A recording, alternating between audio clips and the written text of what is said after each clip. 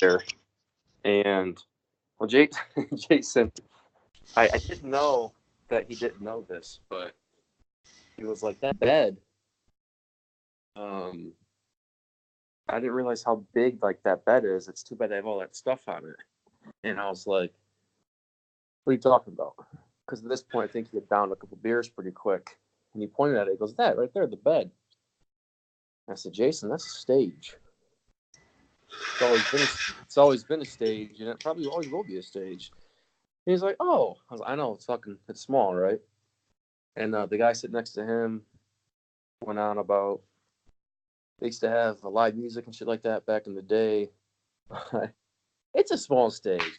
I don't know how you fit people up there unless it's just like two guitars and a singer. Even then, it's pretty limited mobility. It'd be like doing a show in a fucking bathroom.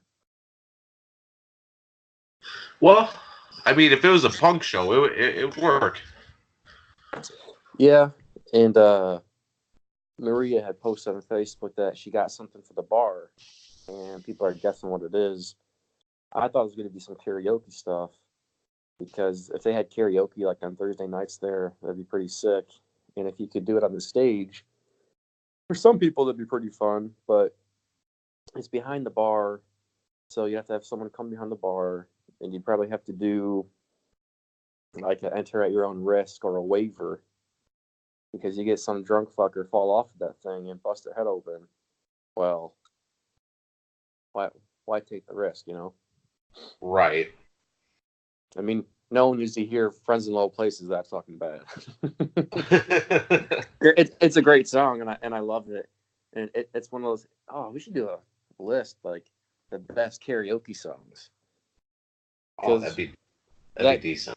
yeah, the night when I did "Friends in Low Places," like everyone sang along. They're like, "There you go." So if I sucked, you wouldn't, you couldn't even tell. I didn't, but I'm the fucking greatest, but good thoughts. I mean, I killed it. I'm just saying, I fucking killed it. The next day, people are like, was Garth Brooks at Val's last night? Crazy. Didn't realize he got a haircut and he was Armenian. And lost 100 pounds. Wasn't wearing a cowboy hat. Oh, shit. We were going to record this earlier to all you listeners out there. And, well, it rained in Florida, don't you know? When Florida man isn't burning Florida to the ground, it's raining there. Or there's a hurricane. And we talked about this last week because I thought you were farther along in Game of Thrones, which you're pretty far along now. About the same as Jason, because with the return of Game of Thrones, that'd be a fun thing to talk about every week. And can like break down the episode and listen to me bitch about it and listen to you guys say how awesome it is. And I'll just sit here just getting angry. And we can get into all that in good time. Probably not today. Why I treat it as a spurned, or why I act like a spurned lover, I guess. But yeah, this was going to be a strict Game of Thrones episode. But you are on what, like episode 5 or 6 of season 6? Yeah, I believe episode 5. Okay. I gotta look up, see what episode that is, because off the top of my head, I don't know. And the new trailer for Child's Play is out. I didn't watch it, but I'm pretty excited for Mark Hamill to voice Chucky. That's kind of cool. That and Aubrey Plaza. Yeah. Is she in it? Oh, yeah, you didn't know that? No. Fucking A. April Ludgate herself. Of course she is. That's beautiful. I can't wait. It's gonna be nice to see her in something else besides Parks and Rec. And I know she's done other stuff, but a horror movie, I don't know if she's done that before. I bet she's going to do good.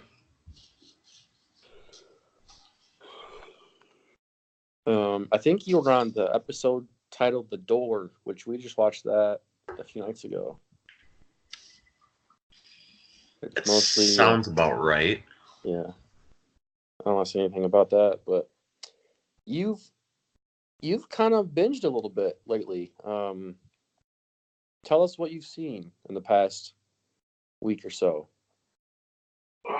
Let's see. The biggest moments that I can think of is Jon Snow getting his shit stabbed to death.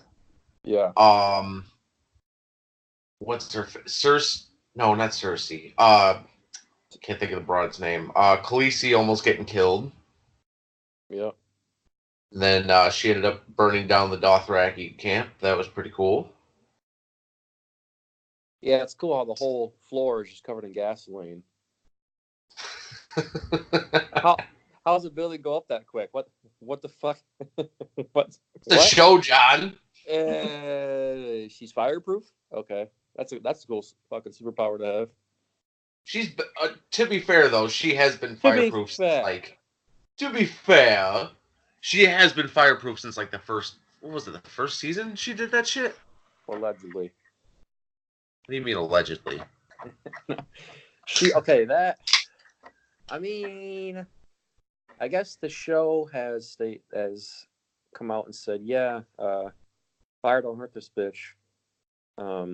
That first act, the first time it happened, it was supposed to be like an act of magic or something because they burned that witch. I don't know. I'll have to go back and read about it because I forget. It's been forever since I've seen season one. The best season, in my opinion. Yeah. Because I followed the book so closely. Like, if you think about it, season one does not have a bad storyline or a boring storyline. It's just all good.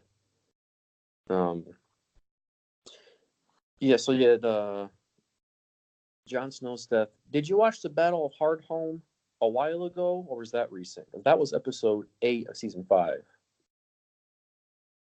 I had to have watched it within the past couple days. It was that the one between that was what's his face's army versus what's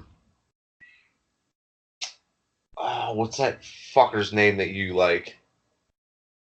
You mean Stannis Baratheon, the one true king? Yeah. That was season 4. No, that wasn't. Oh, you mean when he went up against Oh Jesus! I for a second I blocked that from my memory. Oh man! I was gonna say that was the most anticlimactic fight Ramsay ever. Yeah. Yeah. You know why? Because they fucking hate Stannis. And one day we are going to do a 3-hour Stannis episode, and I'm gonna pull quotes from the book. I'm gonna call George Martin himself. I'm gonna live tweet the showrunners and be like, "What's your fucking problem, asshole? Why do you hate this guy so much?" Okay. Put that in the back. Well, he killed his daughter, John. Okay, here we go. Hardhome was the episode where they fought all those whites, and the White Walkers showed up, and Jon Snow killed that White Walker with his sword. Yep. They mentioned. I was gonna say another thing that I just recently watched is when the Walkers found Bran, and they explained the Hodor thing. I forgot I was gonna bitch about this. That is the fucking dumbest Inception fucking stroke bullshit ever. You did watch episode 5, so you're on 6 now. I think you're right there with Jason. Good. Yeah. I was so excited. Hold the door. Like, shut the fuck up. I was like, oh, he's on the episode I want to talk about too. Ah, damn it. That is fucking ridiculous. Yeah, Jason tried to explain that to me. And, in classic Jason fashion, I was like, how the hell does that even make sense? Well, he didn't even think about it. He just went right into it. I'm just sitting there staring at the TV, just like, Jason, you don't know. I was like, I don't know shit about time travel paradoxes, and I'm going to go out on a limb and say, I don't think you do either. I've seen a bunch of people. He's watched Inception like 6 times, all right? He's a fucking genius on it. I don't even know if that's the same. Like, if that's the same thing. It's related, but it'd be an alternate timeline. Bran goes back in the past, and by the way, no one talks about this. Like how we don't talk about how Jenny's the worst villain in the history of film because she purposely has sex with a retarded guy when she has AIDS and she takes all of his money. Just throwing it out there. That's my movie idea, but I got blocked from Twitter when I tweeted that. Hashtag double standards. Brandon is responsible for Hodor dying, and everyone's like, "Oh, Hodor, so sad." Not one person is like, "Yo, fuck that kid whose legs don't work. What an asshole." What's the one thing that the three-eyed raven said? He's like, "We can't hang out here too long, Bran." He's like, "Oh, why?" Because bad shit's gonna happen. He's like, I'm gonna hang out here though." Okay. Just so you know, bad shit's gonna happen. And we might have to go back and edit when I said that R word because that's really bad nowadays. What do you know? You're stuck in a tree. Yeah. Okay, hippie, first of his name.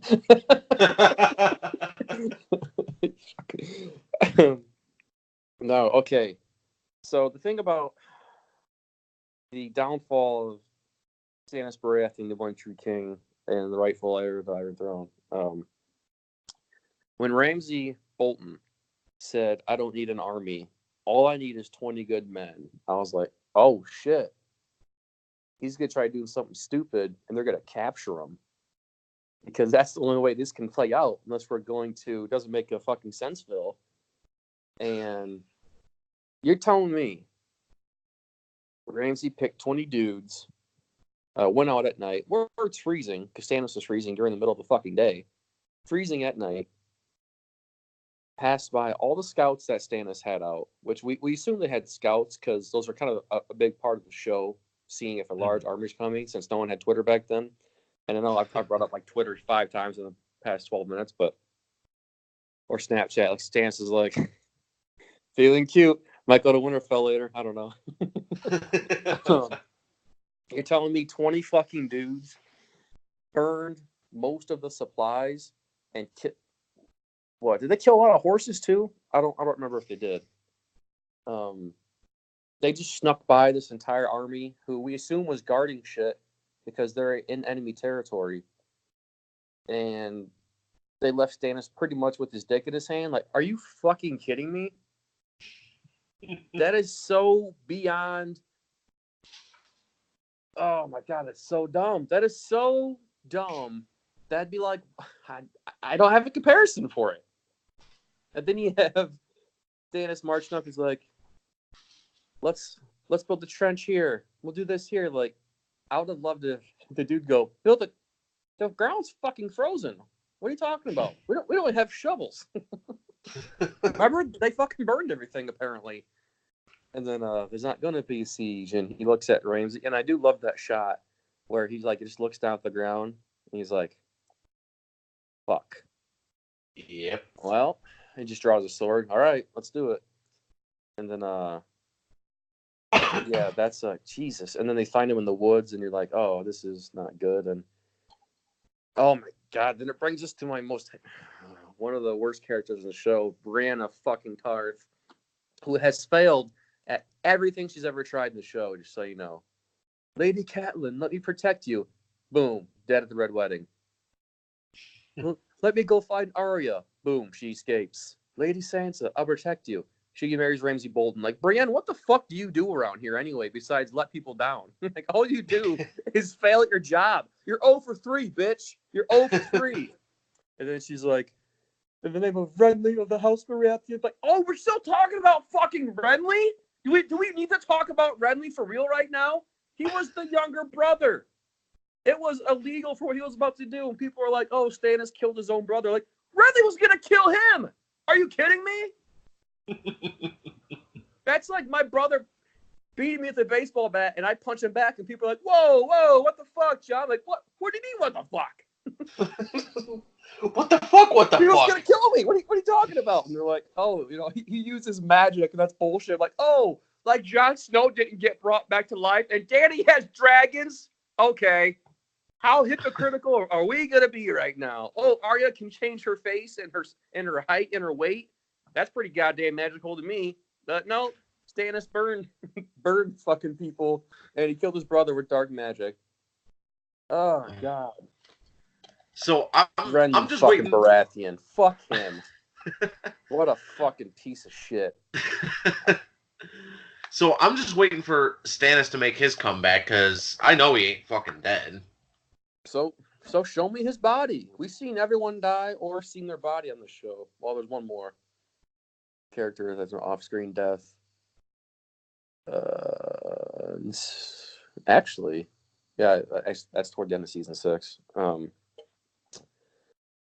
Yeah, how they cut away at the last, like, really, you couldn't just show her like stabbing him in the heart or something, or looking at his dead body, because the part where Ruse is like, do you know who gave the final blow? Like, let's find that person. Like, how do you know he's dead? That must mean you have his body, right? Right. The fuck. I don't know. Yeah, and Jon Snow. Okay, what is your opinion on Ollie, Ollie, that was the that kid? was that young cat that stabbed him, right? Yep. What a little fucking shit. Wrong. You're wrong. And I'll tell you why you're wrong. Okay. Imagine, Jesse, if you're out with your family somewhere, let's say a picnic. What's your favorite snack to have on a picnic? What? I don't think I've ever been on a legitimate picnic. Well, Is that still a thing? I mean, probably. I don't know. Oh God, I was gonna say something terrible. Never mind. I'll tell you later. Can't go that far yet. um. Well, anyway, it doesn't matter because a band of savages come across the hill and kill everyone you know and love. And that kid, he watched his family get murdered. And then he probably knew they were going to be eaten because that guy told them he was going to eat his family. And then he goes to Castle Black. He's like, yeah, they just killed my whole family and they're coming this way. He wanted me to tell you. And after that long fight they had, you know, the Battle of the Wall, where Stannis saved Jon Snow's life. No one talks about that. We'll just gloss over it. You mean where Stannis stopped the Wilding army, 100,000 people from coming through the wall that would have taken over Westeros? No one talks about it. It's just one of the biggest acts in the entire show. Instead of fighting over the Game of Thrones, he's like, "Fuck that! I'm gonna save the world right now. I'm What gonna save is the whole. I'm gonna save the whole country real quick. You guys fight over the chair right now." what is that quote from why am I blanking on everybody's name right now? Just describe them. I'll figure it out. Figure it out. He was protecting Arya for a while. The Hound. Oh, What does he say that battle? Something to the effect of if anybody dies with a clean sword, I'll rape their fucking corpse. yeah. I think if any man dies with a clean sword, I'll rape his fucking corpse. Dude, that episode's so goddamn good, and he has just killer one-liners. I know it. I miss the Hound. When he drinks the water, he spits it out. Fuck the water. Bring me wine. Fuck the King's Guard. Fuck the city. And fuck the king. Like, oh my God, you are so cool. Like, like I just got a hard on. Not in a sexual way, but just because like I'm really excited right now. Like I have so much blood and adrenaline going, it doesn't know where to go. And then what? I always misquote it, so I don't want to do it. But that scene in the bar, Yeah, with the dude, chicken. yeah. You don't seem to understand the situation. I understand if any more words come pouring out of your cunt mouth, I'm going to have to eat every fucking chicken in this room. Oh And it's my that part god! where he's like, "You lived your life for the king. Are you gonna die for him? Someone is." That straight up felt like Tarantino. That whole because that's like an 8-minute scene, and it's only like 90 seconds of fighting or something. Just tension, tension, tension. Yep, But that was a fucking what? What was that? Season 1, episode 4. or season 4 of episode 1. For fuck's sake. Yeah, You got it. You got it. close enough. Episode 1, season 4. Yeah. Yeah. And then Ned Stark walks in the room and everybody's still happy. I have something to say to that after I tell you Ollie. So, they have the battle at the wall. We got sidetracked. And they lose a lot of dudes the Night's Watch. And then Jon Snow's like, you know what? Let's just let them in. And Ollie's like, they killed my family and ate them. He's like, Jon Snow's like, yeah, but the people, just like you and me, Ollie, we all need to get along. He's like, but my family's still dead, and they're probably they've been digested by now. Just saying. So I'm gonna stab you because all you do is make bad decisions. Give them some credit though, because they went to Hard Home, and that's what I was talking about earlier. God damn it, keep getting thrown off here. When they fought all the White Walkers and shit, and the Night's King walks out and he just raises his arms slowly, and everyone rises, and he just has that stare down with Jon Snow. That was pretty decent. Did you see my Snapchat about that? Ooh, I don't know. I don't think so. I took a Snapchat of that scene right there. I was like, come at me, bro. Oh, yeah. Someone did an edit. It's like, I'm not your friend, buddy. I'm not your buddy, friend. I'm not your guy, I remember watching that and I was Snapchatting Jake. I was like, what the fuck is happening? Because this isn't, like, it's mentioned in the books, like, there's a lot of dead things in the water at Hard Home. Like, we've lost a lot of people. Send help if you can. And then we actually get to see what happens in the show. But fast forward to Jon Snow getting stabbed.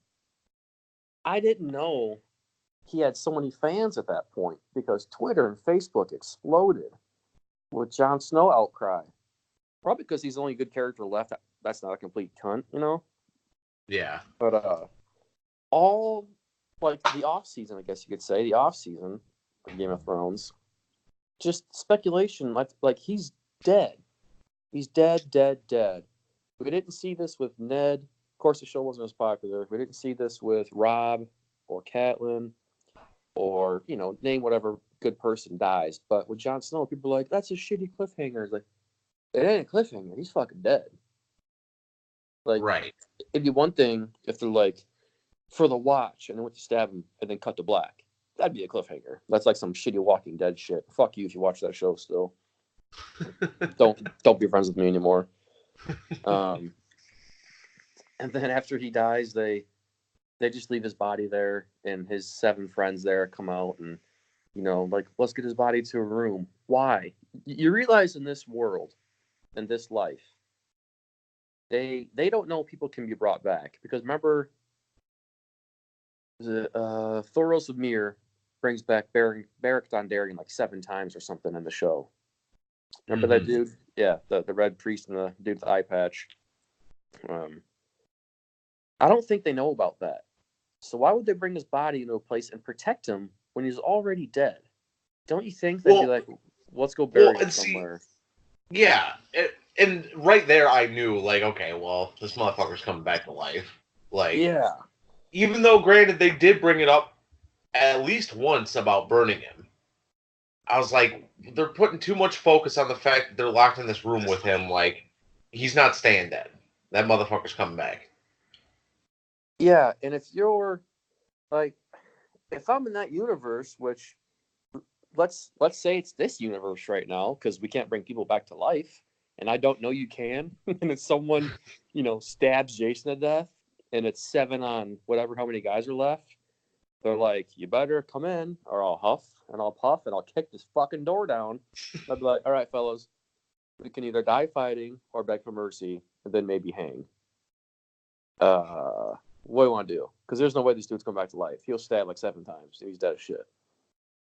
But they're all protecting his body, and I don't know, that's just, and then, God, I hated Jason when he laughed at this, but Tormund, he's like, what's he say? The men think you're a god, but I don't think gods have peckers that small. And Jason burst out laughing like, don't you dare. That's not funny.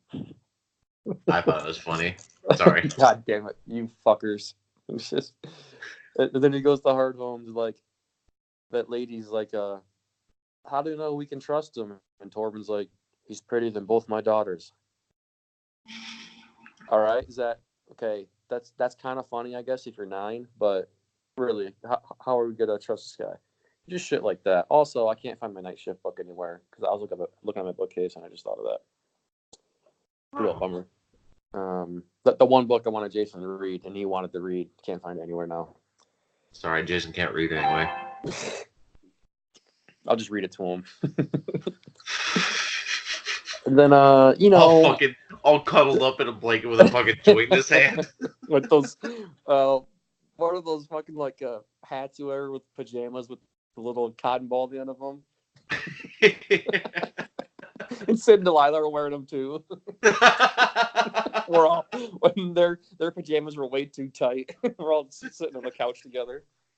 A makeshift fireplace as the place is like slowly burning down. We're watching a fire on YouTube on the TV. No, that's not fucking funny. So a few years ago, I know this story. Go ahead. Do you? Either you or Jason told me this before. I don't think it's the same story, but now you got me curious on that one. A few years ago, I went up to the city for Christmas, and we were staying the night up there because we did Christmas Eve dinner, and then we were gonna do presents and all the bullshit in the morning. My brother's like, "Well, just come crash at my place. We'll fucking get drunk and shit." I was like, "All right, cool, whatever." So we go back and we're drinking whatever, and my sister-in-law, I should say, does exactly that. She puts a fireplace on the TV. I'm like, what? Why? Why? Like, what is the point of this? Why not? What? Why? Because it's aesthetic. It looks nice. It looks nice in real life. Did you guys have an actual fireplace there? No. Well, make do, you know? Well, it was pretty hard to gather warmth standing in front of the TV, but no, it was actually pretty decent because that was the first time I ever watched Christmas Vacation. So, oh, nice, or most of it anyway. I ended up falling asleep, but I'm pretty sure it was you guys. I thought someone had a story about how they watched a fireplace on the TV and they were tripping, and someone woke up and like thought it was real fire or something like that.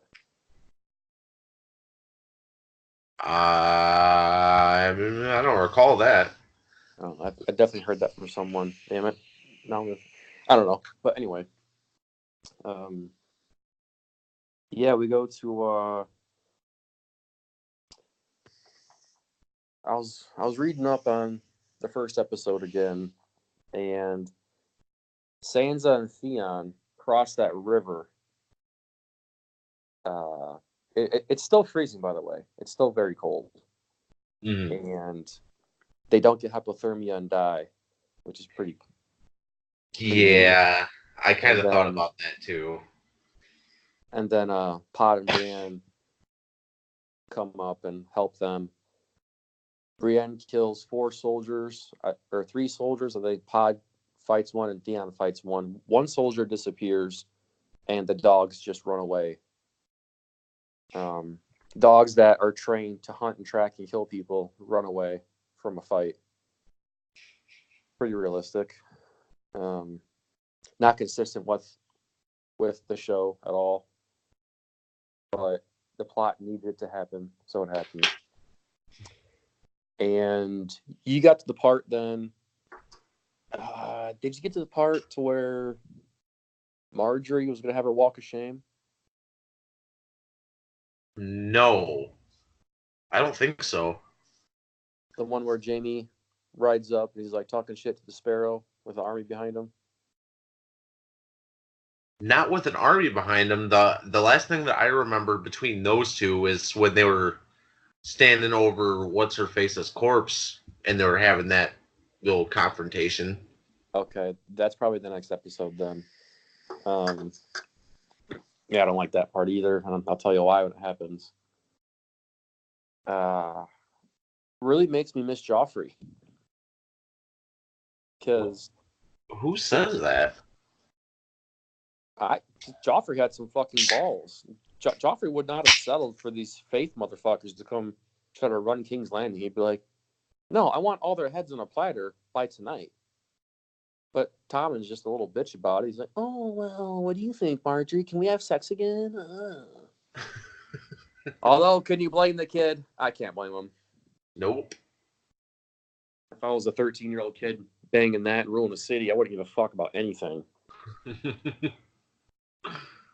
Like White Walkers, fuck them. They're far away right now. Are they here right now? Nope.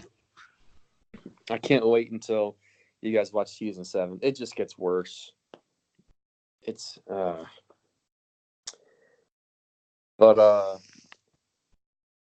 I'm trying to stop saying "but" so much. Or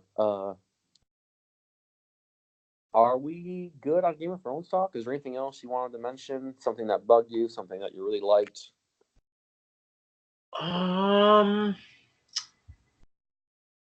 Nothing that comes to mind. I know it's gonna be one of those things where we hang up and it's gonna be like, oh yeah, and then this fucking happened. That's a load of shit. But So I think I'm good for now. okay. Damn it! I just said it again. We have 1, 2, 3, 4, 5, 6, 7, 8, 9, 10, 11, 12, 13, I think 14 topics. Damn it. Jason said the word explosionable last night. And I said, that is not a word. And he goes, yeah, it definitely is. I said, let me Google this quick. Because it's explosive. Or the explosiveness. Explosionable is not a word, although it sounds cool. And I wish it were. It sadly is not. So I wanted to bring that up. Because that's kind of a stroke of genius. Yeah, it's a stroke of something, all right. there's a stroke in there. We were talking about scary movies earlier, and what scares you the most scared you've ever been. Do you want to dive into that? Yeah, absolutely. I'm gonna go first with the scariest movies, and the movies I watched I was most scared by. It probably be when I was growing up, because my brother and my older sister, we used to go to my grandma's and my uncle's in Dixon, and where Wendy's is now, a lot of you kids may not know this, but there used to be a place called Video Villager, and we would rent games and scary movies and shit. I think we would each rent a scary movie, and we would go there and like order a Domino's maybe. I forget. Back when they had a Domino's. Jesus, I hate getting old. All the stuff I like's going away. It was better back in my day. Make Dixon great again. Easy, Grandpa John. Easy. That's Uncle John to you. And we usually only stuck for some reason to 80s horror movies. And maybe that's why I love them so much. Because you just can't replicate that campiness and bad acting and gore. And there was this movie called An American Werewolf in Paris, which is totally a 90s movie. In fact, it may be 97.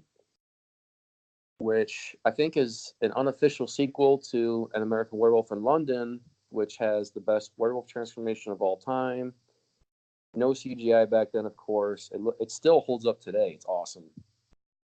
Have you seen that? I want to say that I started it at least. Overall, it's a good movie. The werewolf scenes are great, and the throughout the movie, the main guy, David, people he kills, like I think he killed his best friend. No, his best friend died next to him, but his best friend's ghost like follows him around and talks to him. He's like, "You got to kill whoever killed me, and then I can finally rest," and shit like that. And I don't know if he called it a dark comedy or not, but it has a couple of sequences where he has nightmares. And you're gonna have to look this up on YouTube. Maybe when we create a Facebook page, we're gonna start putting links up there for shit we talk about, so we can have people actually see what we're talking about. But Nazi werewolves. I'm just gonna leave that plate in front of you. Touch it if you want. Send it right back. Nazi werewolves. How that is not a movie already, I don't know, but someone better get on that. That's the license to print money right there. But you see the pictures Joe Rogan posts of his dog sometimes, right? Yeah. Do you ever see that werewolf in his studio? Yeah. You know that's from the movie. Oh, really? Yeah, it's from that movie. Anyway, sidetrack John. Now that I gave you the background about a movie we're not going to talk about anymore, an American Werewolf in Paris is about 3 Americans that go backpacking. They go to Paris, obviously. This dude meets a girl. He tries to commit suicide by jumping off the Eiffel Tower. They go up there to go bungee jumping, and he saves her.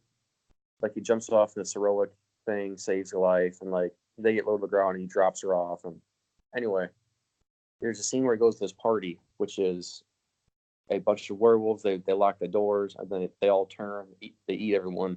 He escapes into the sewers, and he doesn't, or he saw her begin to change, but he didn't know what was going on because, like many people, he doesn't know or think that werewolves exist. So he's looking for a door or something. He's like, "Hello, is anyone down here?" And he hears like something clang behind him. He turns around. He's like, "Hello." He's looking around this corner, and there's this great shot of this werewolf walking on its hind legs from around the corner. And I remember as a kid seeing that and just like start to cry. And this came out in '97. I was probably 6 years old watching this movie. I had no business watching this movie at all. And I had nightmares for years. I would have nightmares. I'd be at my grandma's house or my parents' house, which doesn't have a long hallway at all, but it'd be at the end of this hallway, but it was like really stretched out, and it'd start chasing me. And no matter how fast I ran, it would catch me. And right before it caught me, I would wake up. And just that scene alone, seeing it walk around the corner, I was like, could you fucking imagine just walk around, Paris underground and seeing a werewolf, and there's like nowhere to run. Like, what the fuck? That's and I don't even want to bring up Tusk. Have you seen Tusk by Kevin Smith? Okay. Do you know anything about it? Because I think we mentioned it before. I think we've talked about this before. All right. I haven't seen the whole movie. I've seen a handful of scenes from it, but I'm in this group on Facebook for It's Always Sunny. Great group, by the way. And there was a scene from the movie Tusk that they used, and I was like, "What movie is this from? Like, I've never heard of this." And I look it up, and it's Tusk. And my impression of Tusk, having only ever heard of it from my mom, because she rented it years ago when it came out. She goes, "It's a fucking stupid movie. I didn't like it." And me thinking Kevin Smith only does comedies, right? Mm-hmm. I just thought it was a dumb comedy about a guy who's like somehow turning into a walrus. I could not have been more wrong. It's a straight up horror movie thriller about this dude who goes to, I think it might be a podcaster even, who goes to interview this recluse somewhere about who has a fascination with walruses. You find out, and I'm going to spoil this, but even if I spoil it for you, you're not going to be fucking prepared for it.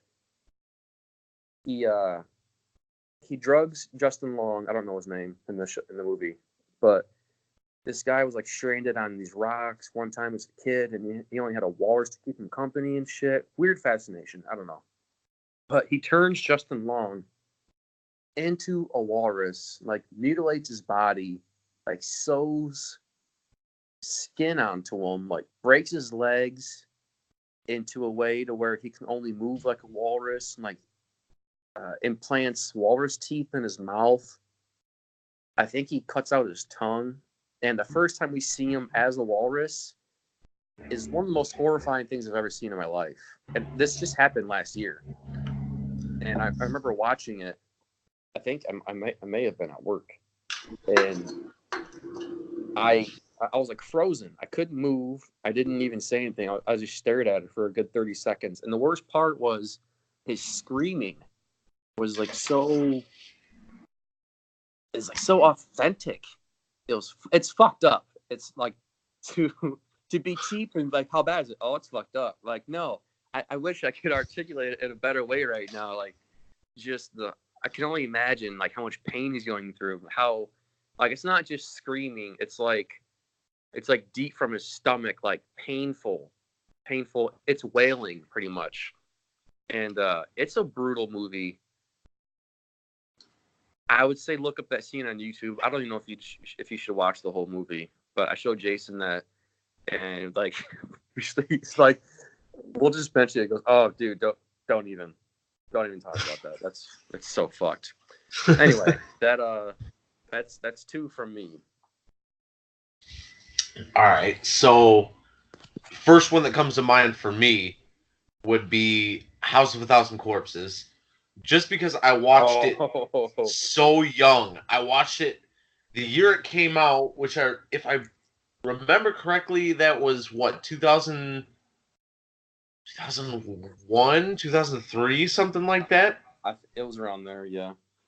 And I remember specifically, because my brother was watching me for the night, and I see it on, we had it recorded on TiVo, if that doesn't tell you how fucking old it is right there. What's that? TiVo? Shut up. And so I remember asking my brother, I'm like, hey, can I watch this? And he kind of looks at me for a second. He's like, you know what, fuck it. Yeah, go ahead. Go watch it. I was like, all right, cool. And I'm watching it fucking as what? I was like, shit. Had it been 7, 8? It's like, what the fuck is going on right now? But like, I remember being so excited at first because like one of the first opening scenes, it's got Sherry Moon's tits in there. I'm like, okay, badass. And then they slowly start killing everybody and making Dwight Schrute and a fish boy. I'm like, oh, this is fucked. This is Speaking super of turning fucked. people into water animals. I was waiting to segue into that. Yeah. But yeah, that one genuinely kind of fucked me up as a kid. I think I only watched that movie one time, but I watched The Devil's Rejects a bunch of times. Oh man, whole different fucking conversation here, but I love The Devil's Rejects. It's one of my all-time favorite movies, but I think it was like super commercialized as being billed as a fucking sequel to House of a Thousand Corpses. Do you think it was a little more mainstream? Absolutely. 100% yes. Because you can watch that movie without watching The House of a Thousand Corpses. But the House of a Thousand Corpses is so goddamn weird and unique. Yeah. It's fucking terrifying, and I understand like why a lot of people couldn't get through it. Like I get it. But I don't think he would have been able to do a sequel like as fucking dark and twisted as House of a Thousand Corpses. I don't think it would have sold nearly as well. Yeah. But let's see what else. I know earlier I was talking about that scene from House on Haunted Hill. Yeah, the 99 version, I think. Yeah. Oh man. Ugh. Creepy. I mean, on the whole, that movie was it was pretty garbage, but there were a few very good scenes. That kind of takes us to a different question. What scares you the most in horror movies? Are you scared of monsters or is it ghosts? What? Me personally, it's definitely ghosts. And the like I said earlier, as far as that scene went, like them like acknowledging you, oh, that's fucked. Super fucked. Like that always gets me in a fucking movie. Like what else? Like The Conjuring, there's that scene in The Conjuring. I think it's The Conjuring. Where she's sitting in the chair rocking it and she stops and like the fucking like the head of the doll like slowly turns to the camera. Shit like that always gets me. Like, don't look at me, you creepy bitch. Knock it off. Have you so when you watched Ghost with Patrick Swayze, were you scared of Patrick Swayze? Excuse me? I'm sorry, what? That's that movie Ghost, right? Is that what it's called? Oh, fuck, yeah. I mean, Patrick Swayze was a ghost. Yikes. I don't know about all that. What scares me is, I mean, besides werewolves, that's just a given. I love them and the terrifying. Is it's like a girl being choked during sex. Is like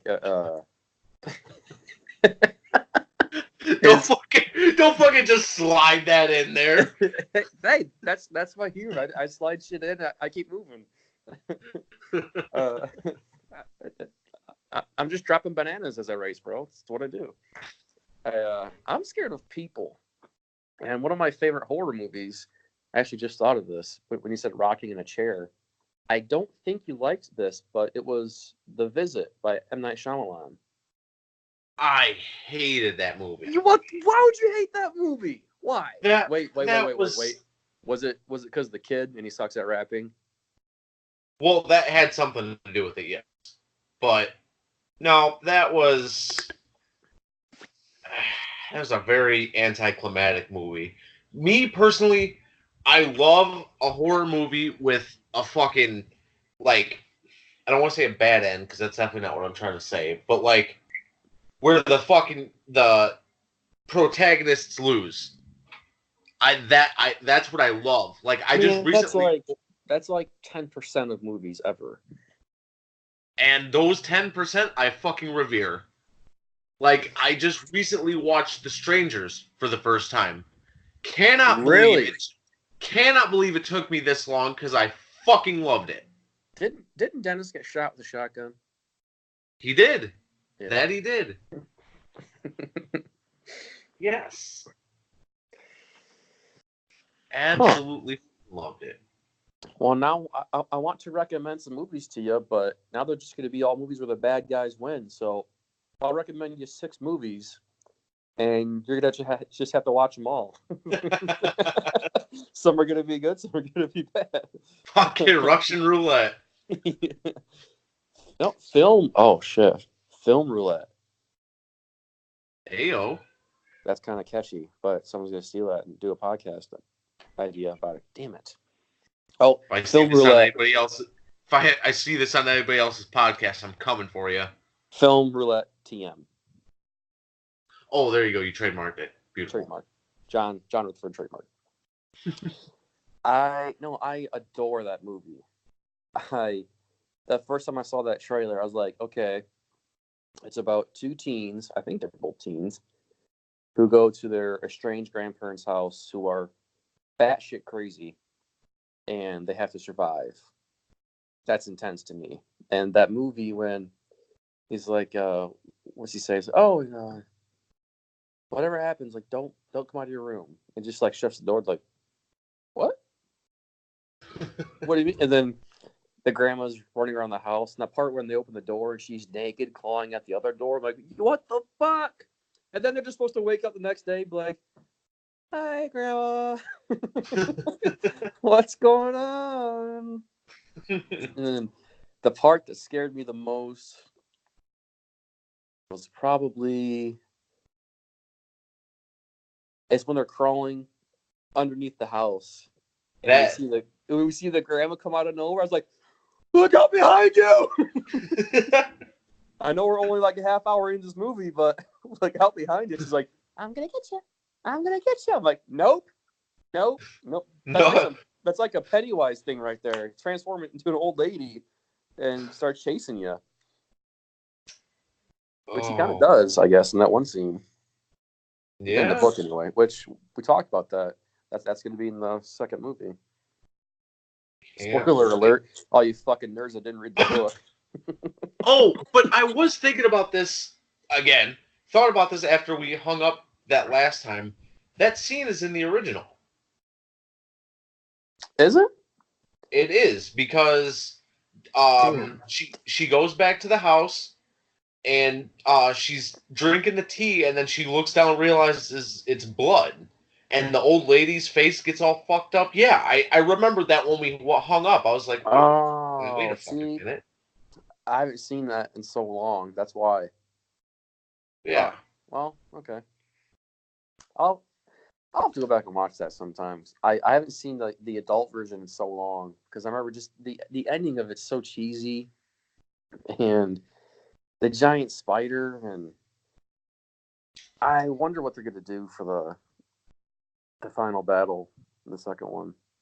If they, with all the CGI that they have, if they don't end it like they do in the book, I'm boycotting the whole shit, and I'm gonna find the director. I'm gonna punch him in his fucking nuts. What if it's a woman? I'm gonna punch her right in the fucking ovaries. There you go. There you go. Equality. Oh boy. What God damn it, what was I just gonna say? I don't know, but we were talking. So Jason kind of brought up again last night how we were talking about what we were gonna do for a logo for the podcast, and he wanted to do something kind of niche. And he's like, "Well, what's our podcast about? Like, what's our specific genre?" I was like, "God damn it, this is what I wanted to avoid. I don't want a specific thing because if someone that doesn't, they don't like horror movies or something like that, we call it horror, they're not gonna listen to it probably. Right. So it's just gonna be about anything." And then I thought this line was genius, genius at the time. You can, it's not about anything; it's about everything. Boom, mic drop. I'm trying to think of a character that would say something like that. That sounds like it almost sounds like a Michael Scott quote, or maybe a Leslie Knope quote. Thank you, definitely Leslie Knope. There you go. If Leslie Knope did a podcast, that's what she would say. Also, idea Parks and Rec versus The Office. Like, Parks and Recs wins. Boom, that was easy. okay, I was gonna say we should actually do some detailed research into this and like make valid points, but You want to start right now? Wait, we are 55 minutes in. Has it really yeah, been we that long we already? Shit. yeah we shouldn't start this now. It'll run another hour easily. Uh, One last thing I want to contribute. If Game of Thrones ends with Bran going back in time and stopping himself from climbing the tower, and Ned never goes south, and the war never happens, I am going to hurt a lot of people or a lot of things. I'm just saying. That's going to be the biggest cop out in the That history. I'm that going to didn't be even occur to me until right now. Now it's going to be in the back of your mind. if God if damn that it. happens, because there have been theories over the past few years, like how is it going to end? Obviously, it's not going to end. Well, shit, you're not that far yet. It's not going to end well. It can't.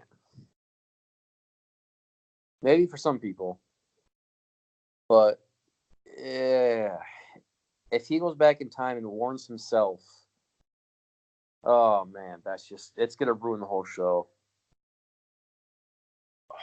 That'd be so fucking disappointing. I just made myself depressed. I was in a great mood too. God damn it. No. I got a snack on top of my fridge that'll change that here in an hour. Ayo.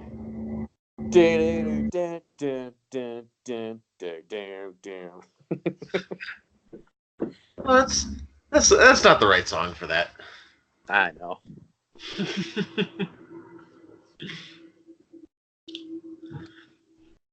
Sweet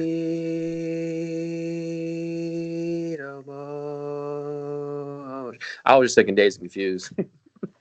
Ah, there you go. There you go. Gotta rewatch that movie. It's been fucking years.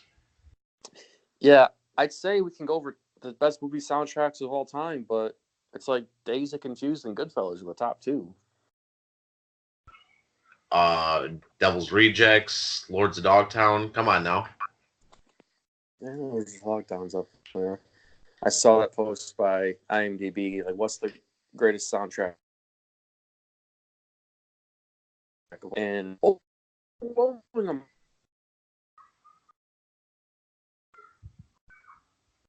I'm losing you, I John. said Guardian because all I remember is Hooked on a Feeling. I think you said. Did you say Guardians of the Galaxy? Yeah, most people said that. I didn't say it, but say what you want about the movie. I think it's all right. It's not great by any means, but the soundtrack though, they don't fuck around. It's a lot of classic rock. I actually haven't seen that movie. Not bad. I think if you were gonna watch a superhero movie, because I know you don't really give a shit about them, that would be one to watch. Also, I gotta plug something real quick. And I don't think we've talked about this in the podcast yet, but there's this show coming out called The Boys on Amazon Video or Prime. And it's based on a comic by this guy, I think it's Gareth Ennis, something like that. And it's about this world where superheroes aren't these great people. They are like evil, well, not evil so much as they like get away with killing people, like no problem. Like imagine the Marvel movies if they actually had to like face consequences for their actions and shit. And they were full blown alcoholics or drug addicts or rapists or just serial killers. It's a world where superheroes get away with a lot of shit and they don't give a fuck about people. Well, there's this CIA-backed team called the Boys where they go around and keep superheroes in line, and if they have to, they kick the shit out of them. I've read this comic 3 times from beginning to end, and it's coming out, I think, in July or June. And Seth Rogen created it. And he's such a fan of the comic, he's been trying to get this made for years, and they finally got the backing to do it. It's going to be super violent, a lot of swearing, probably a lot of nudity, because the comic is over the top, and it's violence, and it's just being, I don't have the word for it right now, but just being over the top and violent and swearing, dark humor. It's a superhero show, probably tailor made for you. Decent. And it would spoil all superhero movies in the future that aren't rated R, pretty much. like if you watch like the Avengers after watching this TV show, you're like, this fucking sucks. Where's all the blood and caving people's heads in and shit like that? It's intense. Here's another situation. They just dropped a new trailer, like a rated R trailer, the other day, and go to our Facebook page, where it might be up by the time we release these episodes, and the trailer will be there. But it's intense. And I'm walking out to my mailbox to get a package. So if you hear something, that's what that is. That's all I got right now, brother man. Yeah, I think that's. I don't got anything else. All right. sooner or later, we should, like Jason said in the first episode, have at least an intro with some music playing or an outro with some music playing. Yeah. That sounds well and dandy, but copyright Nope. issues. That's if you play the whole song. Eh, You can play true. clips of songs. Okay. I mean, if you're that uncomfortable with it, we can just make our own music then. All right.